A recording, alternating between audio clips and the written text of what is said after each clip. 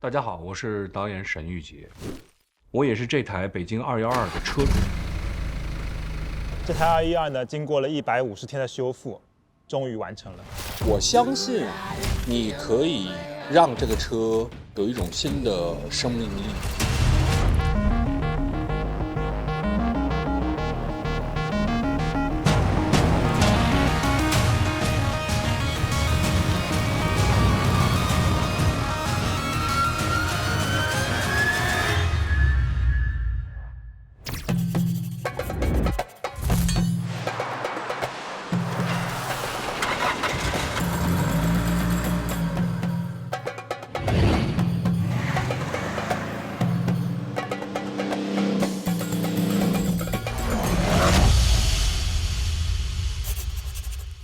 我是个80后，在我小的时候呢，我接触到的最早的国产越野车，就是这个北京212。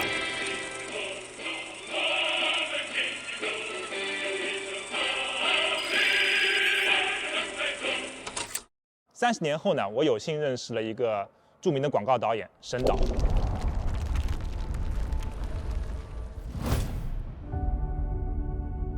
从我选车到这辆车的出现，其实 Handsworks 的老汉真的也倾注了他对于北京212这款车的一种热情。我一直讲，相同的灵魂总会相遇，我跟他就是这么巧合的认识了。他就把他的车交付到我手里，他跟我讲，我不要什么硬死风，你帮我改一台汉死风的车出来。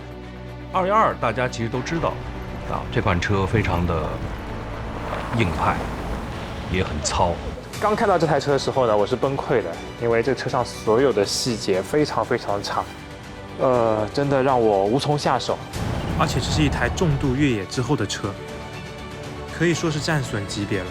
我觉得这台车对我来说修复难度非常大，因为要把一台又老又破的212变成一台婚车，这件事情从来没有人做过。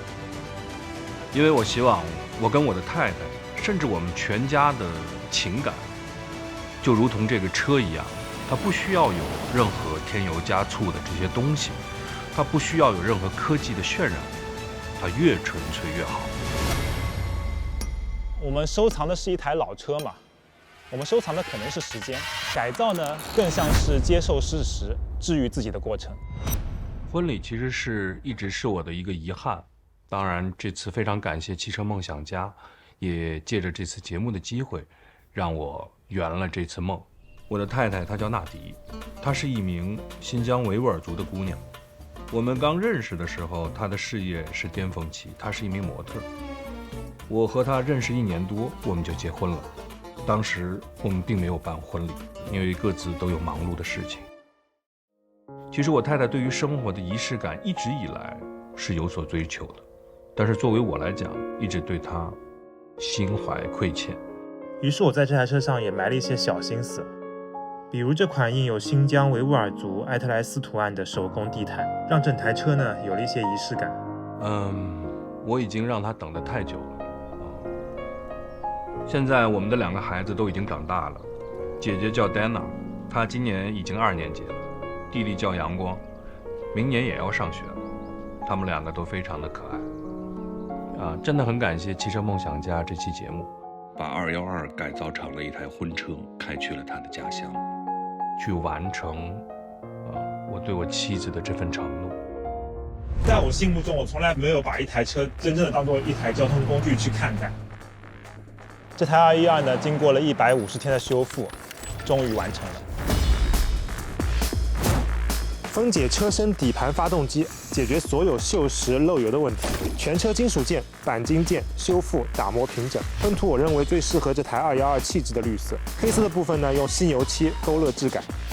前脸的改造主要是致敬早期的北京212，拆出原车牛栏杠，还原当年带凸面、带竖形条纹的玻璃大灯，以及1968年出厂的防空灯。内饰方面呢，化繁为简，我拆除了原车所有的塑料部件，把金属件尽可能的裸露出来，重新设计仪表盘布局 ，Less is more。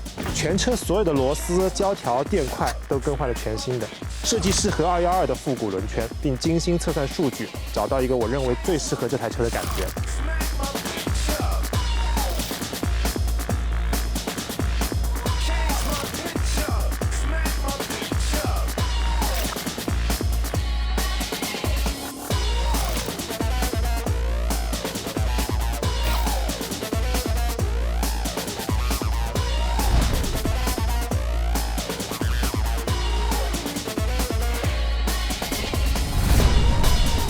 看似可能是把这些车都拆空了啊，拆到只有一个底盘，然后他把每一个螺丝、每一个零件细致入微的把所有东西都把它恢复到了原厂的这种状态，然后换了座椅，甚至那个方向盘都很特殊，那个方向盘的品牌叫 Nardi 啊，我老婆叫纳迪。我觉得未来每次握着纳迪手的时候，去到的地方都是对的。新疆确实很美。前阵子有一段话很火啊，就是上天把最美的景都留给了新疆。那么我想借用这句话来表达，上天把新疆最美的姑娘留给了我。我的父母给了我生命，而我的太太纳迪给了我事业新的生命。我太太真的很辛苦，她为了这2个孩子，为了我，放弃了自己热爱的事业。在这当中，其实因为各种各样的事情，我们也会有大大小小的争吵，所以我想借着汽车梦想家，对我的太太说一声：我爱你。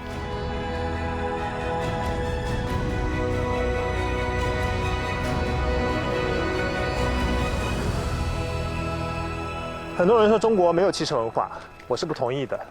汽车是有生命的，把有血有肉的故事呢融入到冰冷的机械里，那就是汽车文化。